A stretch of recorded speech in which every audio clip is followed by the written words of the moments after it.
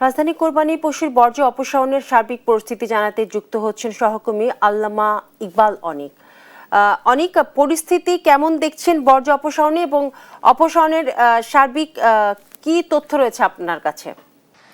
বিপাশা, আজকে কিন্তু দ্বিতীয় দিনের মতো ঈদ উল আজহার যে কোরবানি চলছে এবং কোরবানি চলার পর রাজধানীতে যেসব বজ্র এখন পর্যন্ত আছে তার কিছু অংশ আমরা যদি দেখাই যে রাজধানীর তেজগাঁয়ে এখন পর্যন্ত কিন্তু এই যে কোরবানির গরুর হাট বা কোরবানির যে বজ্রগুলো রয়েছে সেগুলো কিন্তু এখনো আছে। এই দুই সিটি কর্পোরেশন থেকে ঘোষণা দেওয়া হয়েছিল যে কোরবানির পর বা যে হাটগুলো ছিল সেগুলোর বজ্র যেগুলো আছে সেগুলো কিন্তু খুব দ্রুতই বা 12 ঘন্টার মধ্যে অপসারণ করা হবে। কিন্তু গতকালকে কিন্তু তারা দুই সিটি কর্পোরেশন এই বজ্র অপসারণের জন্য ব্যর্থ হয়েছিল। আজকে সকালেও কিন্তু বিভিন্ন রাজধানীর বিভিন্ন স্থানে এই কোরবানির বজ্রগুলো দেখা গিয়েছে, রক্তমাখা জিনিসপত্র পড়ে রয়েছে, পলিথিন পড়ে রয়েছে, সেগুলো কিন্তু আজ সকালবেলা গড়ার সাথে সাথে কিন্তু সেগুলো অপসারণ করেছে। তবে এখন পর্যন্ত অনেক স্থানে কিছু কিছু স্থানে কিন্তু এখনো বজ্রগুলো আছে, সেগুলো কিন্তু এখন পর্যন্ত সিটি কর্পোরেশনের পক্ষ থেকে কিন্তু অপসারণ করা হয়নি। সকালে কিন্তু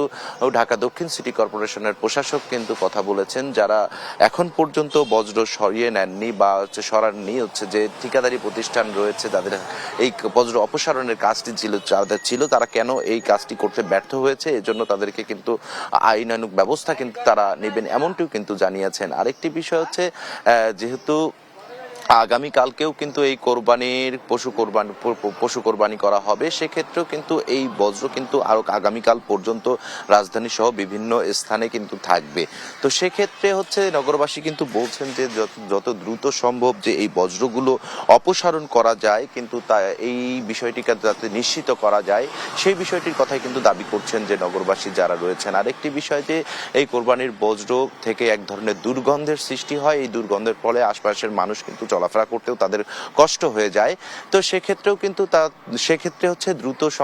দ্রুততার সহিত যাতে এই বজ্রগুলো অপসারণ করা যায়, এই এমনটি দাবি করছেন স্থানীয় বা যারা বাসিন্দা রয়েছেন তারা।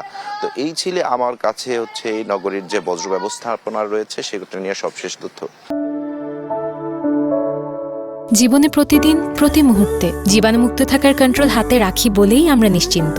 স্যাভলন, জীবাণুমুক্ত প্রতিদিন।